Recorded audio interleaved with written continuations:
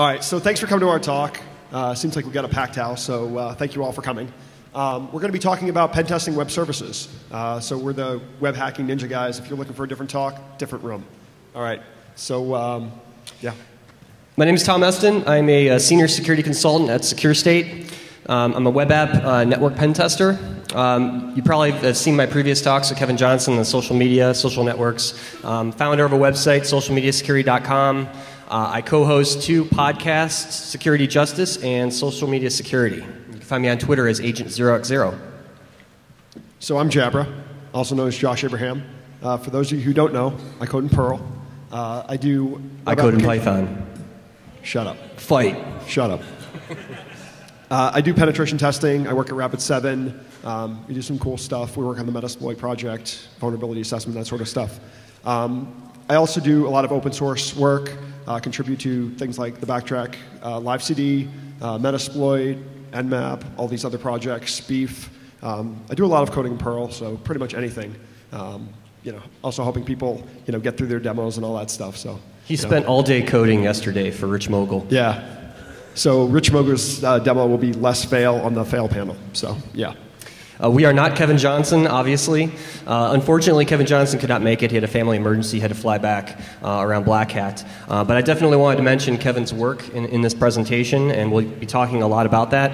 If you don't know Kevin, Kevin is an all-around great guy. He is an open source bigot, as he will tell you. He runs all those various projects that mentioned on the slide there. He's also a SANS instructor, and also founder of pentesterscripting.com, and you can find him on Twitter as Secure Ideas. So we miss you, Kevin. We miss you, Kevin. Yep. All right, so here is the agenda for the entire talk. We're going to be talking about pen testing web services. So initially what we're going to do is we're going to go over like the state of the union of pen testing web services, what are web services, who uses them, why would you want to pen test them, and why is this relevant and why do you care? And then from there we'll be going through our methodology that we developed, and from there releasing some new tools, some new process, a threat model, and then at the end we're going to do all the demos and also releasing an exploit. So all that cool stuff, all in 1 hour talk. So, and we hope you like the movie Fight Club. Yeah, we're just gonna throw that out there. A lot of references to Fight Club in this deck. So if you pick them all up, let us know. This is Project Mayhem. We hope you guys enjoy it. So why do we want to attack web services? Well, we found just through our research, and I'm sure any of you guys know that are pen testers, really those web services are really that secondary attack vector when it comes to any web application. We find that developers, well, just like any other web app, they really don't implement proper security controls. In fact, I would argue that sometimes the security controls are even more lacking than a regular web app because these things are usually found outside of the web application. And of course, that it's assumed that only a client or another web service is going to connect to this. And of course, you know what happens when we assume. Yeah, and in the industry, we're really pretty good at pen testing web apps. But how many pen testers out there really know about the process of pen testing web services? I would claim very few. So the developers are sort of like getting a free ride. If you have all these web services, if we're not pen testing them, what's their motivation to get them really locked down and secure? So that's sort of the reason why we did this research. So some recent statistics, just in the mobile space, Kevin Johnson did a little experiment where he downloaded about 200 iPhone and iPad apps, and then he looked to see if any of those were using web services, and he found that actually all of them are using some form of web service, mostly RESTful web services, not necessarily SOAP. But it goes to show you that, especially in the mobile space, we're just seeing web service usage increase tenfold. This statistic here is interesting in itself because it's from a Microsoft Tag, which is Microsoft's implementation of 2D barcodes. That is probably a talk all in itself. Definitely. So we won't go there. But this is just kind of give you an idea that with web services and new technology, we're seeing a huge increase. Yeah. So there's a large attack surface for everybody to start going after, and if the industry as a whole hasn't been really good about pen testing this sort of stuff, there's a huge gap for research, new tools, methodology, process, and probably a lot of vulnerable web services out there. So a lot of stuff. Okay, so in terms of web services, there's really 2 different types of web service, one of which is known as SOAP, and then the other one is known as REST. So as you can see, we're talking about I make and produce SOAP. So yeah, in essence, what SOAP is, everybody knows about web apps and doing like a post, communicating with a web application. Well, that's all well and good. When we talk about communications with a SOAP web service, what we're doing is we're including XML in that request, and the way that we construct that message is known as SOAP. So it's just XML with the SOAP construct, and that's how you would define the data inside of the message. So when you think of a SOAP request, think of email, so SMTP, instead of just a web application where you're making a request, getting a response. You could have multiple systems sending the SOAP message or envelope to other systems. So that's sort of the way to start thinking about it. So Jabber kind of mentioned about REST, right? So I do a lot of developer training, I talk to a lot of developers, and we've really seen this departure from XML-based SOAP services over to RESTful, like JSON. So what's interesting, if you don't know what REST is, it stands for Representational State Transfer, and these use HTTP methods like Jabber was talking about, so your get, post, put, and delete. The reason developers like these is because they are lightweight, non-complex, they're good for mobile apps, good for quick data transmission. However though, and I want to make this point important, that SOAP is complex and it's for a reason. And during our pen tests, we find SOAP being used almost all the time in enterprise level applications. And of course, you know, enterprise level applications are holding very sensitive information. Data transfer such as credit card numbers and lots of other things go across SOAP-based services. So, I mean, sort of right here is where you have the trade-off, right? Do you go after what's widely being used in the mobile side, or do you go after the enterprise? And since SOAP was more complex, we figured we'd go after the more complex stuff because we get a lot of, if you're pen testing JSON and that sort of thing, it's traditionally being used in some sort of web application that's also being used there. So we felt that if we were going to go after SOAP, some of those tools could be backported, since it's all HTTP anyway, into a RESTful web application testing process. And don't forget large services. We've got Amazon EC2, PayPal, Microsoft Azure. These are large web services that use SOAP APIs, so we can't forget about those.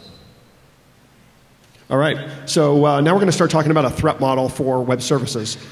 So initially, right, when you build a web application or web service, the developers always need to know, what do you mean when you say a secure web service? What does that actually mean? Well, there's tons of different things. Usually when you have a web application, we want some sort of authentication. If there's valuable data there. Also, we have to encrypt our traffic, so making sure that that's encrypted is a very important thing. A lot of developers, if they miss that step, we don't really need to do much else, because you can just hack one of the systems and then just sniff all the traffic. And when we get to the exploit, you're going to see how that's really, really useful. But in essence, there's tons of elements here, and we can't cover all of the different attack vectors. But one of which, if you think of XML, right, it's a really complex language, and you have all these SOAP things, so you have to be able to parse and look at that type of information. So potentially bugs in a parser, or the potential for injecting like code or commands into the application. So one of the things we're going to be talking about later is a sample web service, and you guys can see how that works. But you're going to get all the different attack vectors. SQL injection could be possible through a web service. If you're looking at passing username and password, there's potential for a lot of different flaws which we're seeing in web applications. It's just a different way of communicating. So here, if you take a look, either way, if you start out by having node 1 is going to be transmitting information all the way to node 5, well, if you're using SSL, that's going to be encrypting or securing your data in transit. But what does it do for the data on that box, right? If there's a sysadmin who's malicious, or maybe that one of those boxes, intermediate systems, gets hacked, what do you have to do to basically protect your data, right? What's to stop somebody from modifying the information, replaying that traffic, or just dropping your traffic? You don't have any assurance as to that type of a protection. So in that sort of a case, you may want to consider actually encrypting the entire SOAP message to provide that type of security, if that's an important thing. So in terms of who would use this sort of thing, you could have various third parties, so one organization transmitting to another, and then that information could be transmitted to another. So depending on how you're using web services, you would have to construct a threat model and protect against those different attack vectors depending on your use case. So in some situations SSL may be enough, but in others it may not work. So the state of the union here, really through our research, we found that there's issues with all kinds of things with web services. So how to properly scope a web service pen test, tools, testing process, methodology, techniques to test, education for developers and vice versa, and testing environments. So basically we come up to the conclusion that it is all broken and we have to do something about this. Like a single serving friend. So what we found too is really pen testers really don't know what to do with web services. I talk to a lot of pen testers and there's always this it seems like this mystery with web services, like it's a magical art to test web services. And really what it comes down to is it starts with scoping. So are you asking the right questions? Are you asking about web services when you scope out like a gray box web app pen test? Do you even know that there are web services in that application? Web services may be the most critical part of that web app, and if you don't ask the right questions, you're not going to know until you get into it, and then you find this out, and then you come across a couple hours later, and you've got to rescope the whole thing, and that wastes a lot of time and it wastes money. And of course, how do you test it? So do we use an automated approach, more manual? Unfortunately, most of the stuff we find is around manual testing. So, and of course, manual testing takes a long time, and when you have 1 or 2 days on a pen test, that's usually not feasible. So going to the testing methodology, really the only great guide that's out there, or guide at all, is the OWASP testing guide, which has a web service component in version 3. The guide itself is a fantastic guide for all web app pen testing, but however, the web service piece is really outdated. It's missing full coverage on recent threats and different types of threat models. So for example, man-in-the-middle attacks, client-side storage, host-based authentication.